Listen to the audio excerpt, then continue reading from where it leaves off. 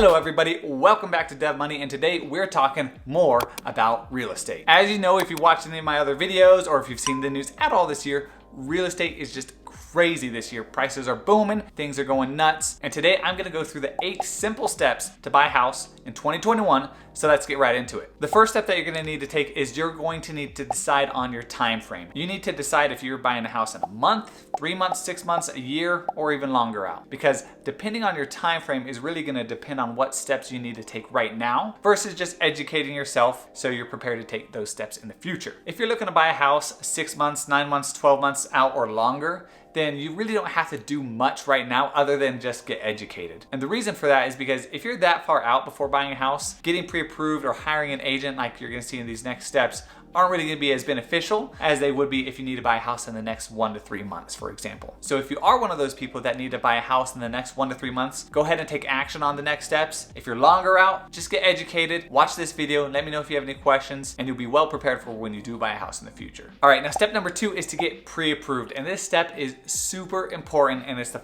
first one that you're gonna need to do. I know it can be very tempting to just go out and look at houses right away because that's the fun step, but actually getting pre-approved is so important that you need to do that before you even go look at houses. Now, there's 2 primary reasons that you need to get pre-approved before ever going to look at a house. And this applies in whatever market that you're in, but especially in today's market that is so hot, with houses getting multiple offers, on average 5 offers or more per house that's on the market. And if you go and you find a house and you write an offer on a house and you don't have a pre-approval letter, the sellers are not even gonna consider your offer because they're gonna have on average 4 other offers that are gonna be pre-approved. They may even be cash. And so if you don't have any sort of pre-approval letter from your lender, they're gonna look at you as somebody that doesn't have the money, isn't actually a serious buyer, and they won't consider your offer, and you're gonna miss out on that house that you really want. And the second reason that you really need to get pre-approved before going shopping for houses is because going house shopping without a pre-approval letter is really like going to the grocery store without your wallet. You're gonna end up filling your cart with all the groceries, all the things that were on your list. You're gonna get to the register, you're gonna try to buy it, and you're gonna realize you actually don't have the money. Getting pre-approved gives you a concrete budget to work with. It's gonna let you know exactly how much money you can spend. That way, you're not looking at a house that's $300,000 when maybe you can only afford $275,000. And that's ultimately just gonna save you time, save you stress, and save you, again, missing out on a house that you really wanted and getting your hopes and dreams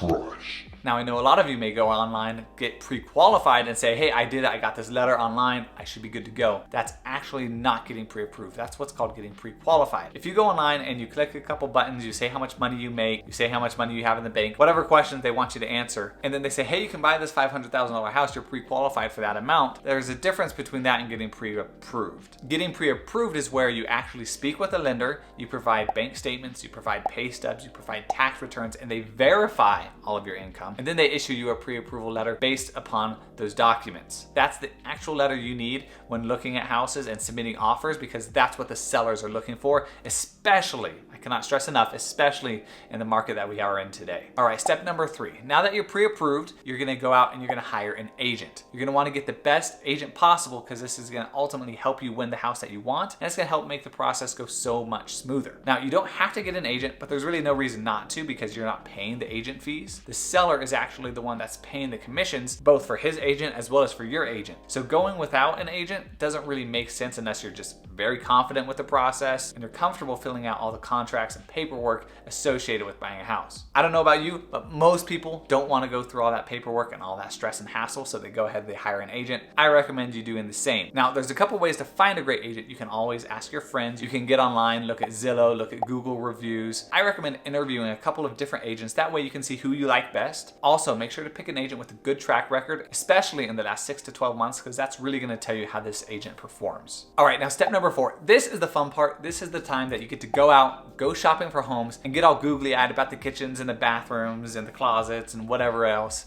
it is about a house that you specifically like. The average person is going to look at about 5 to 8 homes before finding the right one, and you're probably going to look at 20 to 30 to 50 to hundreds even of houses online through Zillow, Realtor.com, websites like those. Now, it's going to be very helpful for both you and your agent if you go online and you really whittle down your criteria, and instead of making a list of 20 houses that you want to go look at only 5 houses, your 5 favorite that you see online, because that's going to be a lot easier to sort through and deal with. Because trust me, I've shown people houses and we've gone to look at 10 to 15 houses at a time, and it gets hard to keep track of all those. People forget which ones they like, they forget which house had what features. And so if you narrow it down to your top 5, it's going to be much easier to compare and contrast each house and decide which one you like the best. And then once you've found your favorite house, you're going to go ahead and write an offer on it and get it accepted. Now there's a lot of ways that you can write this offer to give yourself the best chance of getting it accepted, and I can make a whole video just on that. So let me know in the comments below if you want to see that. But once you have your offer submitted and accepted by the sellers, you get to move on to step 5. And step 5 is getting an inspection on the house. Getting an inspection is so important because it's going to let you know so much more about the house than you're ever going to know just from walking through it, looking at the photos, and reading the seller's disclosure. The inspector is going to go through the house with a fine-tooth comb. He's going to spend